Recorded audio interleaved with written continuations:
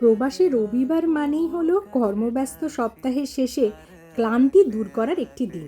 আমাদের আয়ারল্যান্ডে সপ্তাহখানিক ধরে বেশ বৃষ্টি হয়ে চলেছে। বৃষ্টি থামার নামই নেই। আজকে রবিবারে সকালবেলাটাও বৃষ্টি হয়েছে, কিন্তু দুপুরের পর থেকে ওয়েদারটা একটু ভালো ছিল, একটু রোদ দিয়েছিল।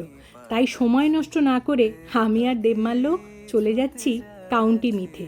জায়গাটা সত্যিই ভালো, ছোট্ট একটা শহর, সাজানো গোছানো, অনেকটা ছবির মতন সুন্দর। এই জায়গাটা আমাদের বাড়ির থেকে খুব কাছে হওয়ার দরুন মাঝের মধ্যেই আমরা এই জায়গাটায় আসি। আর এই জায়গায় আসার আর একটা উদ্দেশ্য হলো, এখানে একটা ভালো রেস্টুরেন্ট আছে, আর সেখানেই আমি আর দেবমাল্য খেতে ভীষণ পছন্দ করি।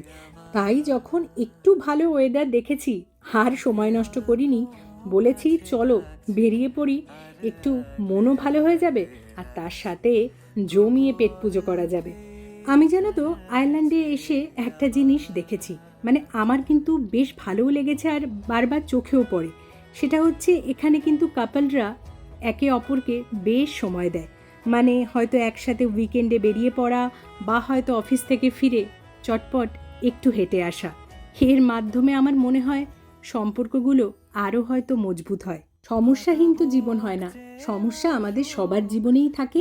সেই সব সমস্যার থেকে নিজেদের জন্য একটু সময় বার করে দুজনে যদি একটু বেরিয়ে পড়া যায়, দেখবে অনেক জটিল সমস্যার সমাধান তোমরা অতি সহজেই করতে পারছো। আমরা এখন চলে এসেছি আমাদের প্রিয় রেস্টুরেন্টে। আর রেস্টুরেন্টটা কিন্তু দারুণভাবে সাজিয়েছিল, কারণ এখন ভালোবাসার সপ্তাহ যে চলছে। দেবমাল্যর প্রিয় খাবার র্যামেন চলে এসেছে। ওর মুখ দেখে বুঝতেই পারছো বেজায় খুশি, আর সত্যি হেরা করেও বেশ ভালো। আমি নিয়েছিলাম এখানে চিকেন ফ্রাইড রাইস আর চিকেন ডাম্পলিং, আর ওদেরকে বলে দিয়েছিলাম এক্সট্রা করে ঝাল দিতে।